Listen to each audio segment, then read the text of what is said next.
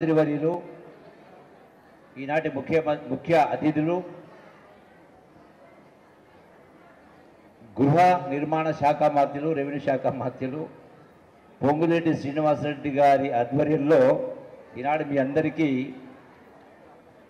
పట్టా సర్టిఫికేట్లు ఇండ్లు ఇచ్చే కార్యక్రమానికి ఇచ్చేసినటువంటి మీ అభిమాన నాయకుడు నల్లమల ముద్దుబిడ్డ పులిబిడ్డ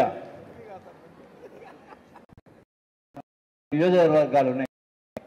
ఈ 14 నియోజకవర్గాల్లో ఏకైక మొనగాడు అందరికంటే ఎక్కువ మెజార్టీ 50,000 మెజార్టీతో గెలిచినటువంటి మీ అభిమాన నాయకుడు డాక్టర్ వంశీకృష్ణ గారు, మరొక సహచర శాసనసభ్యులు యువ నాయకులు డాక్టర్ రాజేష్ రెడ్డి గారు, నార్కల్ ఎమ్మెల్యే గారు, అట్లాగే కలెక్టర్ గారు సంతోష్ గారు, డిఎఫ్ రోహిత్ రెడ్డి గారు, అట్లాగే గాయక్వాడ్ ఎస్పీ గారు, రాజేందర్ జిల్లా గ్రంథాలయ చైర్మన్ గారు, ఇంకా వేదికపైనటువంటి పెద్దలందరికీ, ఇతర అధికారులందరికీ, మీడియా మిత్రులందరికీ, ఇక్కడ విచ్చేసిన నా అక్క చెల్లెలందరికీ, అన్నదమ్ములందరికీ మీ అందరికీ హృదయపూర్వక నమస్కారం తెలియజేస్తా ఉన్నా.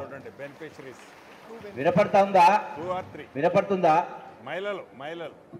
వినపడతలేదా? ఈ రోజున ఈ కార్యక్రమం పెట్టింది మీకోసమే. ఇంతకుముందు ఎమ్మెల్యే వంశీకృష్ణ గారు చెప్పినట్టుగా గడచిన 10 సంవత్సరాల ప్రభుత్వం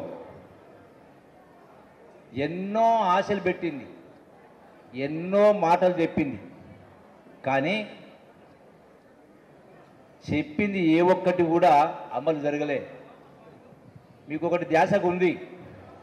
ఆనాడు అల్లుడొస్తేడ పండుకోవాలి, బిడ్డొస్తేడ ఉండాలి, గొర్రెనేడ బర్రెనేడ మేకనేడ కట్టేయాలి. ఆ ఇంద్రమహిళన్నీ కూడా పిట్టగూళ్ళ లెక్క ఉన్నాయి. నేను డబుల్ బెడ్రూమ్లు కట్టిస్తా, వంటగది కట్టిస్తా, హాల్ కట్టిస్తా, బాత్రూమ్లు కట్టిస్తా అని చెప్పిండా చెప్పలేదా కేసీఆర్ అన్నాడు? చెప్పిండా చెప్పలేదా? మరి మీ దానిలో ఎవరికైనా ఒక్కరికైనా డబుల్ బెడ్రూమ్ ఇల్లు కట్టించిండ్రా? కట్టిస్తే ఏమన్నా చేయొచ్చండి, కట్టియలే. అది కూడా ఈ తెలంగాణ రాష్ట్రం వచ్చిన 12 ఏళ్ల క్రితం కేసీఆర్ ముఖ్యమంత్రి అయిన తర్వాత రాష్ట్రంలో 8 లక్షల కోట్ల అప్పు చేశాడు. అంటే మీనెత్తిన మానెత్తిన కూడా ఇలా లక్షల రూపాయలు అప్పు పెట్టిండు. మొత్తం 8 లక్షల కోట్ల రూపాయలు అప్పు చేసి కూడా ఇల్లు కట్టియలే. అట్లాగే నిరుద్యోగ యువకులకు 3,000 రూపాయలు నెలకి ఇస్తున్నాడు, అది ఇయ్యలే. అట్లాగే దళితులకు 3 ఎకరాల భూమి కొలుస్తుంది, అది ఇవ్వలే. ఏ ఒక్కటి కూడా చేయలే. ఈ యొక్క అమ్రాబాద్ కావచ్చు, అచ్చంపేట సంబంధించి కృష్ణానది నీళ్ళని తెచ్చి ఎత్తిపోస్తా అన్నాడు. ఎత్తిపోతలు లేవు, మాటలు ఎత్తిపోసిన తప్ప ఏది జరగలే ఈ ప్రభుత్వం. అందుకే మాటల ప్రభుత్వం కాదు, చేతల ప్రభుత్వం. మీకందరికి ధ్యాసకుందా? ఇందిరమ్మ అంటే ఇందిరమ్మ ప్రభుత్వం, కాంగ్రెస్ ప్రభుత్వం. అందుకే జై కాంగ్రెస్ అన్న. కాంగ్రెస్ ప్రభుత్వం వచ్చింది కాబట్టే, ప్రజా ప్రభుత్వం వచ్చింది కాబట్టే మీ అందరికీ చెంచు సోదరిమణులు ఎంతమంది ఉంటే అందరికీ మీకు ఇండ్ల పట్టాలు, ప్రతి ఒక్కరికి కూడా 5 లక్షల రూపాయలతోటి డబుల్ బెడ్రూమ్ మరి ఇందిరమ్మ ఇల్లు కట్టించి ఏర్పాటు, ఒక్కొక్కటి 5 లక్షల రూపాయలు. ఎవరికి ₹1 లంచం ఇవ్వాల్సిన అవసరం లేదు. ఇంత పెద్ద ఎత్తున ఈ కార్యక్రమం చేస్తూ ఉన్నాం. ఇంతేకాదు, ఈ మధ్యనే మీకు సన్నబియ్యం వచ్చినాయి. అట్లనే 500 రూపాయలకే సబ్సిడీ గ్యాస్ సిలిండర్. వడ్లు పండించిన వాళ్ళకు, సన్నొడ్డు పండించిన వాళ్ళకు 500 రూపాయల బోనస్. ఆర్టీసీ బస్సులో ఫ్రీ. 200 యూనిట్ కరెంటు కాలిస్తే 0 బిల్, అంటే బిల్లు కట్టాల్సిన అవసరం లేదు. ఇట్లా చాలా ఇవన్నీ కూడా ఒక్కొక్క కార్యక్రమం చాలా చేయడం జరిగింది. ఈ ప్రభుత్వం వచ్చి కేవలం ఏడాదినార్థమే అయ్యింది. బాగా ధ్యాస పెట్టుకోండి. ఈ ప్రభుత్వం వచ్చి కేవలం ఏడాదినార్థమే అయింది. ఏడాదినార్థంలోనే చెప్పిన ప్రతి మాట నిలబెట్టుకుంటూ ఇన్ని పనులు చేయడం జరిగింది. ఇంకా వచ్చే 3.5 సంవత్సరాలు, ఆ తర్వాత మళ్ళీ 5 సంవత్సరాలు కాంగ్రెస్ ప్రభుత్వం, అంటే 10 సంవత్సరాల పాటు ఇంకా చేసేది చాలా ఉంది. మీ కష్టాలు చాలా ఉన్నాయి. సోనియమ్మ చెప్పింది, ఇందిరమ్మ కోడలు, ఇందిరమ్మ మనవడు రాహుల్ గాంధీ చెప్పిండు, ఇందిరమ్మ మనవరాలు ప్రియాంక గాంధీ చెప్పింది. ఎన్నికల ముందు, ఎమ్మెల్యే ఓట్ల ముందు ఆ రాష్ట్ర దేశ నాయకులు వచ్చి చెప్పడం జరిగింది. అదేవిధంగా ఈనాడు మన ముఖ్యమంత్రి రేవంత్ రెడ్డి గారి నాయకత్వాన చెప్పిన ప్రతి మాట కూడా నిలబెట్టే ప్రయత్నం చేస్తూ ఉన్నాం. పేదవాళ్ళను హక్కున చేసి తప్ప ఇంకొక చెప్పని సవినంగా విజ్ఞప్తి చేస్తూ, ఎవరు కూడా నిరాశ నిస్పృహలకు లోను కావాల్సిన అవసరం లేదు. మీకు మీ పేదరికాన్ని తగ్గించడం కోసం, పేదరికాన్ని పాలన కోసం చాలా కార్యక్రమం చేస్తూ ఉన్నాం. మీరు కూడా, నా శాఖ సాంస్కృతిక శాఖ, ఈ ఎక్సైజ్ కూడా ఉంది, కల్చరల్ శాఖ ఉంది. అయితే అందరూ సంతోషంగా ఉన్నారా? సంతోషంగా ఉన్నారా? ఉన్నారా? లేరు. ఎందుకు లేరు? ఎందుకు లేరు? లెక్క చెప్పాలనా? వాస్తవం ఒప్పుకుంటారు. వేరే ఎవరు మేము సంతోషం ఉన్నారు, మీరు ఎవరు సంతోషంగా లేరు. ఎందుకు లేరంటే గడచిన 10 సంవత్సరాల ప్రభుత్వం చూసిండ్రు. దాంతోపాటుగా మీ ముత్తాతలు కష్టం చేసిండ్రు, మీ తాతలు కష్టపడ్డారు, మీ తండ్రులు కష్టపడ్డారు, మీరు కష్టపడతా ఉన్నారు, మీ పిల్లలు కష్టపడతా ఉన్నారు. మరి కష్టం చేసిన పైసలు ఎక్కడ పోయినాయి? దీనికి తోడు ప్రభుత్వం బ్యాంకు రుణమాఫీ, రైతు భరోసా, పెన్షన్లు, పెట్టుబడులు, ఇట్లా రకరకాలు ఇవన్నీ ఇస్తూ ఉన్నాం. మరి ఇవి అన్నీ కలిసి తడిసి మోపడై బ్యాంకులో నిల్వ నగదు ఉండాలి.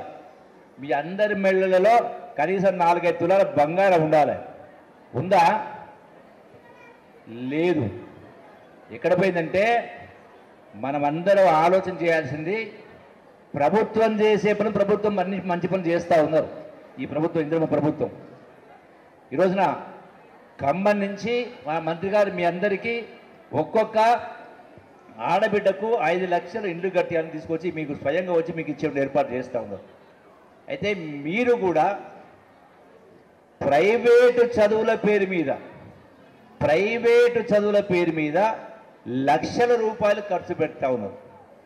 ప్రభుత్వ బడిలో పాఠాలు చెప్పేది, ప్రభుత్వ ఉద్యోగాలు వచ్చిన వాళ్ళు, పరీక్షలు పాస్ అయితే ఉద్యోగాలు వచ్చిన వాళ్ళు గవర్నమెంట్ బళ్ళలో ఉన్నారు. అంటే బాగా చెప్పేటోళ్ళు ప్రభుత్వ బళ్ళలో ఉన్నారు. కానీ ₹1 ఫీజు లేకుండా కూడా మన పిల్లల్ని ప్రభుత్వ బళ్ళకు తక్కువ పంపిస్తున్నాం, ప్రైవేటు బళ్ళలకు ఎక్కువ పంపిస్తూ ఉన్నాం. అది కూడా నెలకు 30,000, సంవత్సరానికి 30,000, 50,000 కట్టి. అవునా కాదా?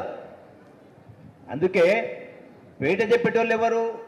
పాపం ఉద్యోగాలు లేక 10,000కో 12,000కో పనిచేస్తూ ఉన్నారు. అందుకే నేను కోరేది, మహిళా సంఘాలని, రైతు సంఘాలని, యువజన సంఘాలని మీరు మీ గ్రామాలలో అందరూ ఒక తాటి మీదకి వచ్చి రచ్చకట్ట కాడ కూర్చొని చర్చ పెట్టుకొని మీ పిల్లల్ని పొద్దున్నే 7 గంటలకే బడికి పంపించాలి, సాయంకాలం 7 వరకు బళ్ళ ఉంచి ఏర్పాటు చేయాలి. ఎందుకంటే ఇంటికాడ చదివే వాతావరణం ఉండదు. ఇంటికాడ పని చెప్పొచ్చు, రకరకాల సాన్పిజలు ఉండవచ్చు, లేకపోతే ఉడమవచ్చు, వంట చెప్పొచ్చు, రకరకాలు చెప్తారు, లేదంటే టీవీ పెట్టవచ్చు. అందుకే పిల్లల్ని పొద్దున 7 గంటల నుంచి సాయంకాలం దాకా ఉంచితే ఇలా గురుకుల పాఠశాల కూడా పంపాల్సిన అవసరం ఉండదు. పొద్దున 3 గంటలు, సాయంకాలం 3 గంటలు మీరు పెట్టే ఖర్చులో 10% ఖర్చు పెడితే మీ గ్రామాల్లో ఉన్నటువంటి నిరుద్యోగ యువకుల్ని, వాళ్ళకే నెలకు 10,000 ఇస్తే వాళ్ళే పొద్దున 3 గంటలు, సాయంకాలం 3 గంటలు చెప్తే మీ పిల్లలకు చదువు వస్తుంది.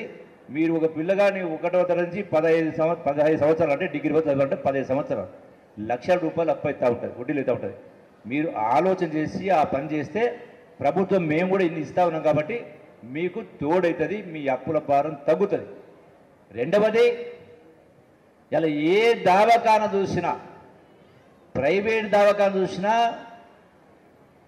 ప్రభుత్వ దవాఖాన చూసినా, పట్నం పోయినా ఎక్కడ పోయినా ఇసుక వేస్తే రాలనంత జనం ఉన్నారు. ఎందుకు ఆరోగ్యాలు పాడైతా ఉన్నాయి అంటే వ్యసనాలు రకరకాల. ఇలా చదువుకునే పిల్లలు గంజాయి బారిన పడుతూ ఉన్నారు. రోజు 1 గంట మనది కాదంటే ₹1 ఖర్చు కాకుండా నిండు 100 ఏళ్ల జీవితం మనదే. దానిపైన మీరందరూ ఆలోచన చెయ్యాలి.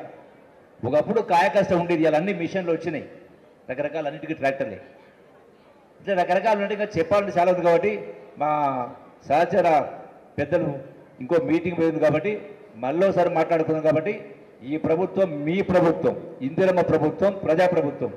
పోయిన 5 సంవత్సరాలు అంటే వంశీకృష్ణ గారు ఎమ్మెల్యే కాకముందుకు అచ్చంపేటలో భయంగా బతుకుతుంది. ఎప్పుడు ఎవరి మీద కేసు పెడతారో, ఎప్పుడు ఎవరి మీద కేసు రకరకాల భయంతో ఉండేది. ఇవాళ ప్రశాంతంగా ఉండే కార్యక్రమం ఉంది, భయం అనేది లేకుండా. కాబట్టి మీరందరూ సంతోషంగా ఉండాలని, ఆనందంగా ఉండాలని, మీ పిల్లల్ని గొప్ప చదువు చదివించాలి, విద్యాబుద్ధులు చెప్పాలి, ధైర్యం నేర్పాలి.